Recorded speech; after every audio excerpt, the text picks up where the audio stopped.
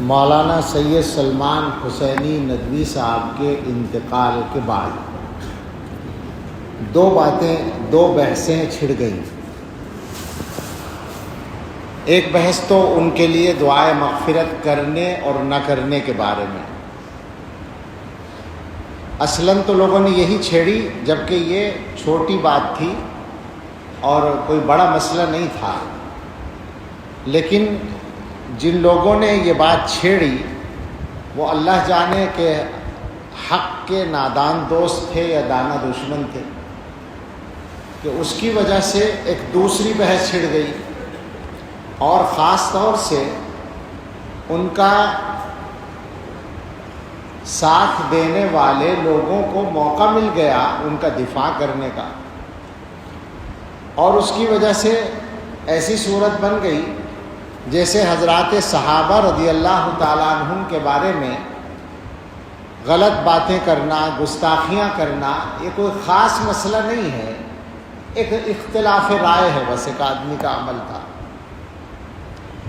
بہت سے لوگوں نے شاید اسی کے رد عمل میں تعریفیں شروع کر دی ان کی، کاش یہ بحث نہ چھڑتی، انتقال ہوا، نماز جنازہ ہوتی جیسے سب کی ہوتی ہے اور بات ختم ہو جاتی، لیکن لوگوں نے بحث چھیڑ دی۔ تو اس میں جو زیادہ بڑی بات ہے، زیادہ بڑا مسئلہ ہے، وہی ہے نظریے کا۔ حضرات صحابہ رضی اللہ تعالیٰ عنہم کا مسئلہ معمولی نہیں ہے، اور اس کا تعلق ہدایت اور گمراہی سے ہے، لہذا جو حضرات اس معاملے میں مداہنت سے کام لے رہے ہیں، ان کی حیات میں بھی لیا لوگوں نے اور آج بھی لے رہے ہیں۔ بہت سے لوگوں نے یہ کیا کہ ان کی ان غلط باتوں کو، گستاخانہ باتوں کو علمی اختلاف سے تعبیر کیا۔ لوگوں کو یہی پتہ نہیں ہے کہ اختلاف کیا ہوتا ہے، اور یہ جو بات ہے کہ اختلاف رائے کو برداشت کرنا چاہیے، تو کون سا اختلاف رائے ہے جو برداشت کرنے کی گنجائش ہے، اور کون سی بات ہے جس کے بارے میں چپ رہنے کی گنجائش نہیں ہے۔ آج بھی کسی صاحب نے لکھا ہے، انداز ایسا ہے، بڑی مشکل ہے، انداز ایسا ہے جیسے مولانا کی بات کی تردید کرنے والے ان کی عزت سے، ان کی مقبولیت سے حسد کی بنیاد پر ایسا کرتے ہیں۔ لا حول ولا قوت الا باللہ، اس سے بڑی غلط بات تو ہو ہی نہیں سکتی۔ عزت تو ان کی اس وقت تھی جب وہ صحابہ کے بارے میں گستاخی نہیں کرتے تھے، کیا اس وقت کوئی حسد کیا گیا ان کے ساتھ؟ سوال یہ ہے، جب انہوں نے یہ غلطی شروع کی تو غلطی کو غلطی کہا گیا، اس کا تعلق حسد سے نہیں ہے، اور یہ وہ اختلاف نہیں ہے کہ صاحب علمی اختلاف میں ایک دوسرے کی رائے کو برداشت کرنا چاہیے، یہ تو امت کے اندر گمراہی کا راستہ کھولنے والی بات ہے۔ اور میں بہت ہی تکلیف کے ساتھ یہ بات کہوں گا کہ اس طرح کے مسائل کی سنگینی کو سمجھنے میں کمزوری دکھانے والے صرف جماعت اسلامی کے لوگ یا صرف ان کے تلامذہ نہیں ہیں، ہمارے فضلاء بھی بہت سے پائے جاتے ہیں۔ میری سمجھ میں نہیں آتا کہ ایسا کیوں ہے۔ جو لوگ دین کی سمجھ گہرائی کے ساتھ رکھتے ہیں، ان کو یہ بات معلوم ہے کہ امت میں کون سے مسائل ایسے ہیں جو بالکل علامت کا درجہ رکھتے ہیں۔ بالکل سادہ سے انداز میں پوچھتا ہوں کہ صحابہ کرام کے سلسلے میں مولانا مرحوم کے رویے کے بعد کسی کی ہمت ہے، ان کا دفاع کرنے والوں کی بھی ہمت ہے کہ وہ یہ ثابت کر دیں کہ ان کو اہل سنت والجماعت میں شامل مانا جائے؟ تو صحابہ کے مسئلے کو اس موقع سے ہلکا بنانے کی کوشش نہ کی جائے۔ ظاہر انتقال کے بعد ایک ہمدردی ہوتی ہے، ہمیں بھی ہے، لیکن ہم جو دیکھ رہے ہیں کہ اس موقع کا غلط استعمال کیا جا رہا ہے۔ بہت سے لوگ تعریفوں کے مضامین لکھ رہے ہیں،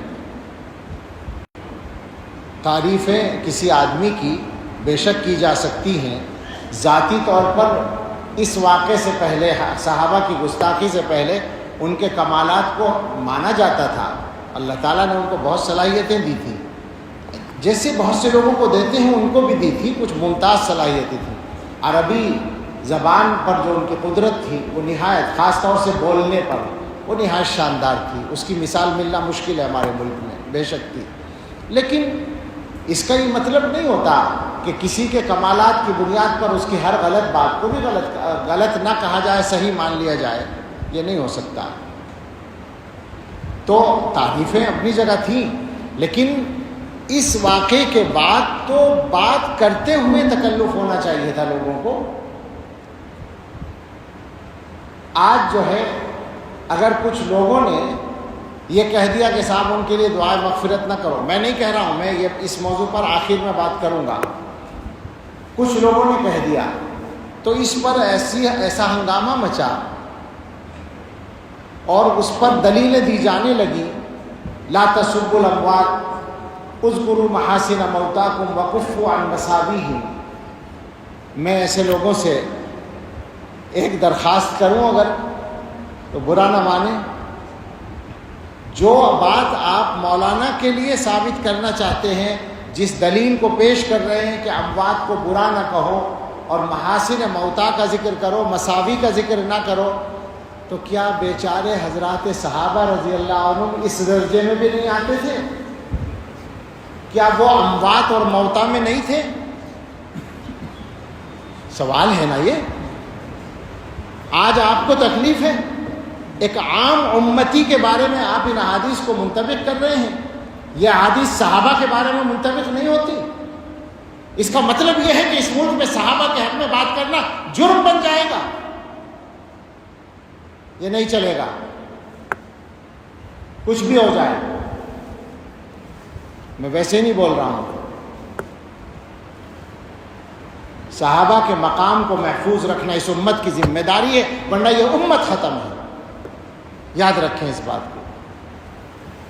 بڑے بڑے محدثین کہہ چکے ہیں کہ جو لوگ دین کی بنیاد کو اٹھانا چاہتے ہیں وہ دین کو براہ راست نشانہ بنانے کی ہمت نہیں رکھتے، تو صحابہ کو نشانہ بناتے ہیں، کیونکہ وہ انسان ہیں۔ انسانوں کو نشانہ بنانا آسان ہوتا ہے، اصل مقصد دین کی مخالفت ہے۔ اور جو لوگ صحابہ کو نشانہ بنانے میں ڈرتے ہیں وہ حضرت معاویہ کو نشانہ بناتے ہیں۔ معاویہ دروازہ ہے۔ عام آدمیوں کے لیے تو اذکروا محاسن موتاکم وکفوا عن مساویہم ہے، صحابہ کے لیے نہیں۔ حیرت ہوتی ہے کہ کیسے دوہرے معیار لوگوں نے چلا رکھے ہیں۔ یہ بھی سمجھ لو کہ جو حدیث میں حکم ہے کہ برائی کا ذکر نہ کرو، اس سے مراد ذاتی برائیاں ہیں، نظریے کی بات نہیں ہے۔ تو ذاتی برائی کسی کی ذکر نہیں کرنی چاہیے، وہ غیبت زندگی میں بھی کی جائے تو غیبت ہوگی۔ اور ہم پورے اعتماد سے کہتے ہیں کہ ہم نے مولانا کے بارے میں، ذاتی زندگی کے بارے میں، ذات کے بارے میں ایک لفظ کبھی خلاف احترام بھی نہیں کہا، پورا دعویٰ ہے ہمارا۔ اور بھی بعض لوگوں سے اختلاف ہے، شدید اختلاف ہے، ان کی بھی ذاتی زندگی کو گفتگو کا موضوع کبھی نہیں بناتے، بلکہ کوئی بات کرتا ہے تو میں کہتا ہوں کہ بھائی یہ بات نہ کرو، یہ غیبت ہے، بات نظریے پر کرو۔ تو یہ جو کہا گیا کہ برائی ذکر نہ کرو، اس سے مراد ہے اعمال کی برائی۔ کسی آدمی کے عمل کی برائی آپ کو معلوم ہے، اس کا انتقال ہو گیا، اب آپ کہیں کہ صاحب وہ اتنا خراب آدمی تھا، ایسا عمل کرتا تھا، یہ غلط ہے، اس سے روکا گیا ہے۔ محدثین نے باقاعدہ لکھا، امام نووی رحمۃ اللہ علیہ نے، کہ کفار اس سے مستثنا ہیں کفر کی بنیاد پر، منافقین مستثنا ہیں، اہل بدعت مستثنا ہیں، مبتدعہ کے ان کے نظریے کا ذکر کیا جائے گا غلطی کو، اس کو ظاہر کرنے کے لیے۔ تو لہٰذا اگر کوئی آدمی یہ کہے کہ گستاخی صحابہ، حضرت معاویہ رضی اللہ عنہ کی شان میں گستاخی یا دوسروں کی شان میں گستاخی، یہ غلط بات تھی، یہ ان کا غلط عمل تھا، تو یہ اس کے ذیل میں نہیں آتا کہ برائی ذکر نہ کرو۔ ہاں ان کی ذات پر، ان کی شخصیت کی ذاتی چیزوں پر کوئی انگلی اٹھائے تو غلط ہوگا، یہ مسئلہ نظریے کا ہے۔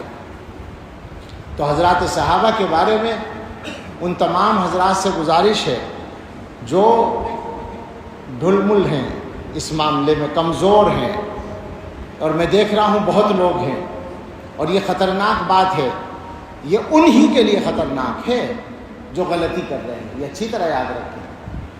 وہ سب اس معاملے میں صحیح راستے پر آ جائیں، اور وہ صحیح راستہ میرا یا آپ کا طے کیا ہوا نہیں ہے، وہ صحیح راستہ فقط علماء دیوبند کا طے کیا ہوا نہیں ہے، وہ اس امت کے سارے بڑے علماء کا طے کیا ہوا راستہ ہے۔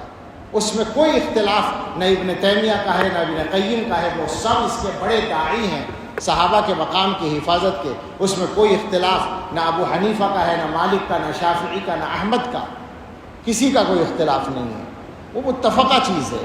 اس متفقہ معاملے میں، اس متفقہ معیار میں لوگ باتیں بنانے کی گنجائش نکالنا چاہتے ہیں،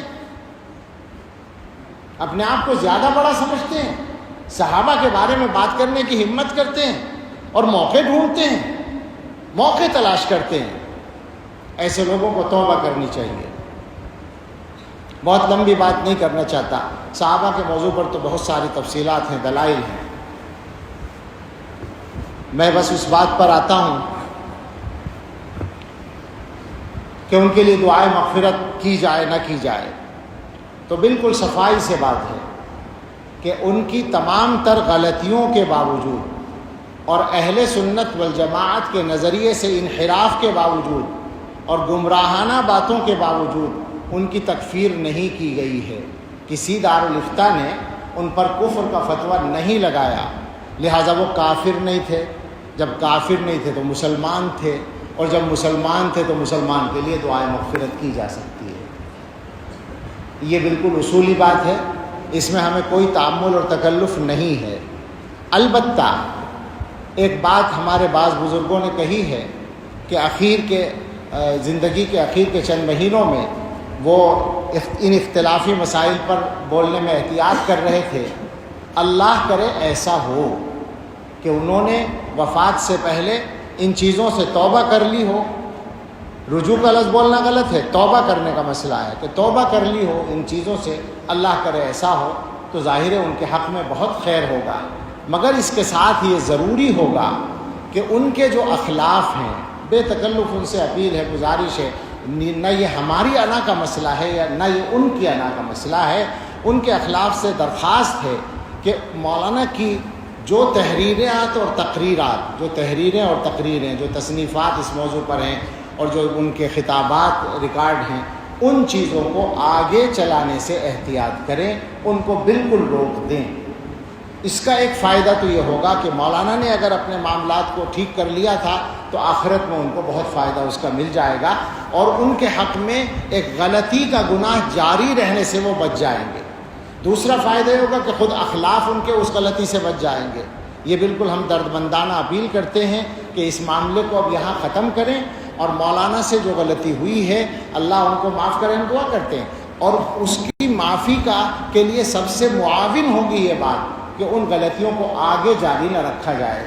اللہ تعالی ہم سب کو صراط مستقیم پر استقامت عطا فرمائے، اور ہم سب کو حسن خاتمہ نصیب فرمائے۔ یہ مسئلہ سچی بات یہ ہے کہ لوگوں کے ایمان کا مسئلہ ہوتا ہے اور نظریے کا، بنیادی عقیدے کا مسئلہ ہوتا ہے، اس لیے مجبوراً اس پر گفتگو کی ہے۔ کسی کے انتقال پر اس طرح کی بات نہیں کی جاتی، لیکن چونکہ لوگوں نے بحث چھیڑی، اور میں نے شروع میں کہا کہ جن لوگوں نے یہ بحث چھیڑی پتہ نہیں وہ نادان دوست تھے یا دانا دشمن تھے، ایسی بحثیں ایسے موقعوں پر چھیڑنی نہیں چاہیے، جس کی وجہ سے لوگوں کو غلط باتوں کے پھیلانے کا بھی موقع مل جاتا ہے۔ اللہ تعالی ہم سب کو صحیح توفیق عطا فرمائے، آمین، وآخر دعوانا ان الحمد